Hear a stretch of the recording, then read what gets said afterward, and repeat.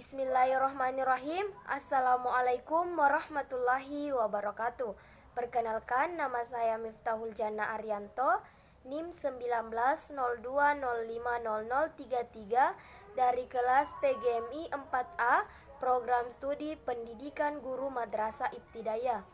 Nah, di video kali ini saya akan menjelaskan tentang materi dengan judul Merumuskan Tujuan Pembelajaran. Video ini saya buat guna memenuhi salah satu tugas dari mata kuliah Strategi Pembelajaran oleh dosen pengampu Ibu Dirga Kaso Sanusi, MPD. Nah, dalam materi merumuskan tujuan pembelajaran ada dua yang akan saya bahas. Yang pertama, hakikat pembelajaran, kemudian yang kedua, tujuan pembelajaran. Nah, untuk mengetahui dua poin ini, silakan simak video ini dari awal sampai akhir.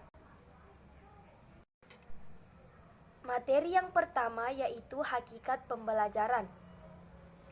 Pada hakikatnya, seorang guru diharapkan mampu mengamalkan ilmunya atau ilmu yang dimilikinya harus diamalkan.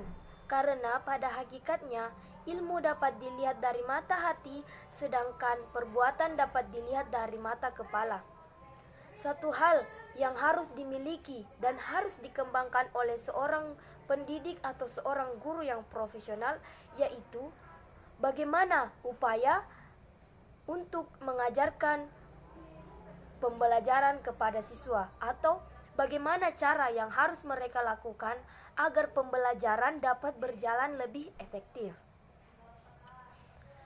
Seorang guru harus memikirkan bagaimana upaya atau cara yang harus mereka lakukan agar terjadi proses pembelajaran secara efektif dan siswa atau peserta didik yang diajar lebih memahami materi yang diberikan oleh guru.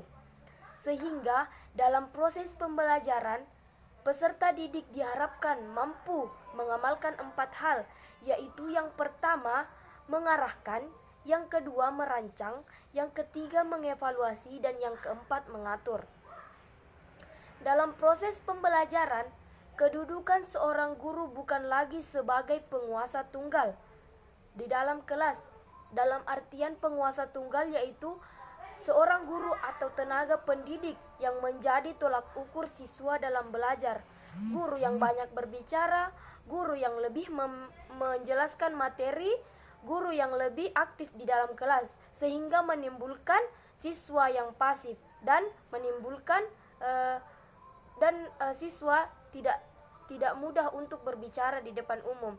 Tetapi dalam prinsip pembelajaran diharapkan peserta didik dapat menjadi aktif di dalam kelas. Nah, ini menjadi salah satu tantangan sebagai seorang guru atau peserta didik untuk memikirkan bagaimana cara yang harus mereka lakukan agar pembelajaran di dalam kelas bisa menjadi lebih efektif.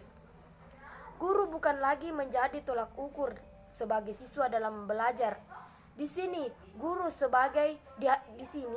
guru diharapkan sebagai manajer atau pengelola di dalam kelas. Pengelola belajar dalam artian guru yang membimbing, mengarahkan, dan mengatur jalannya pembelajaran sehingga siswa yang diatur bisa menjadi lebih aktif, lebih banyak mengeluarkan pendapat, dan bisa melatih kementalan peserta didik untuk bisa berbicara di depan umum.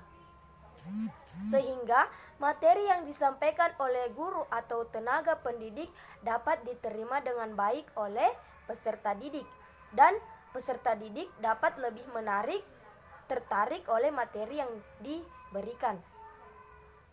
Kemudian yang kedua yaitu tujuan pembelajaran.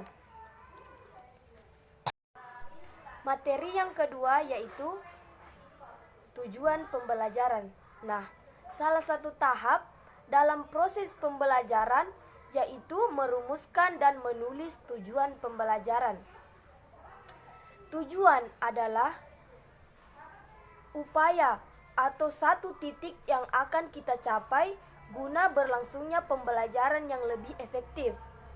Tujuan pembelajaran harus dirumuskan secara rinci, tepat, jelas, dan pasti. Nah, dalam benak teman-teman, seberapa penting sih tujuan pembelajaran itu?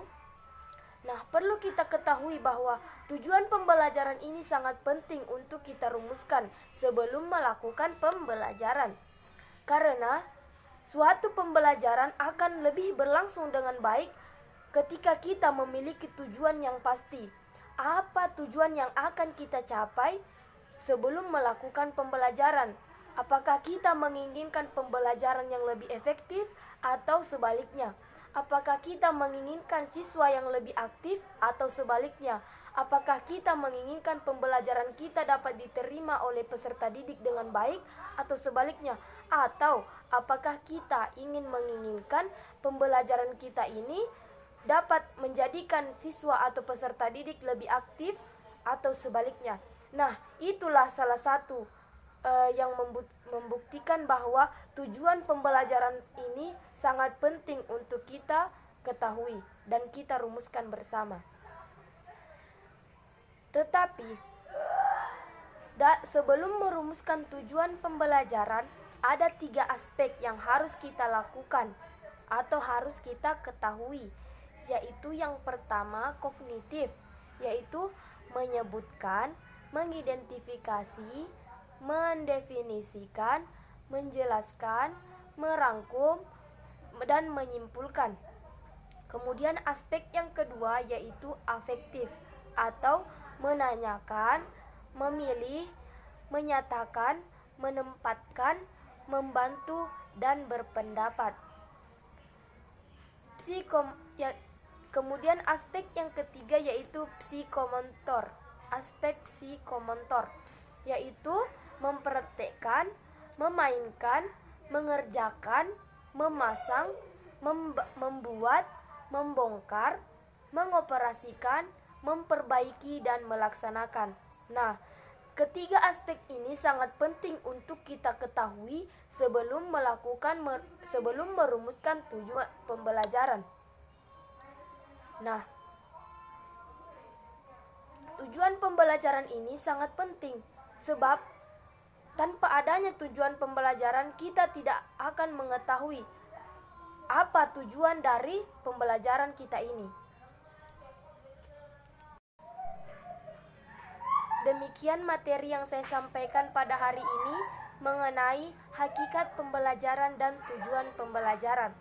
Kesimpulannya yaitu seorang guru atau tenaga pendidik yang profesional, sebelum kita mengajarkan ilmu yang kita miliki kepada peserta didik, sebelum kita membagikan ilmu yang kita miliki kepada peserta didik, sebelum kita mengajarkan ilmu yang kita berikan kepada peserta didik, terlebih dahulu kita mengamalkan ilmu yang kita miliki sendiri. Sebab peserta didik akan lebih banyak belajar dari perbuatan dan perilaku kita sendiri sebagai seorang pendidik. Secara tidak langsung, peserta didik akan lebih banyak belajar dari perilaku gurunya. Jadi apa yang seorang guru lakukan kepada peserta didik akan begitu pula sebaliknya peserta didik akan memperlakukan bagaimana guru memperlakukannya. Jadi kita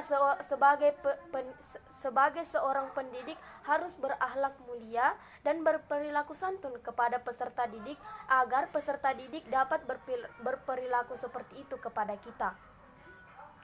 Nah, mungkin cukup sekian materi yang saya sampaikan. Kurang dan lebihnya mohon dimaafkan. Jika ada kesalahan itu datangnya dari diri saya sendiri, dan jika ada kelebihan itu datangnya dari Allah Subhanahu wa Ta'ala. Kurang dan lebihnya mohon dimaafkan. Saya Miftahul Jannah mengucapkan wassalamualaikum warahmatullahi wabarakatuh.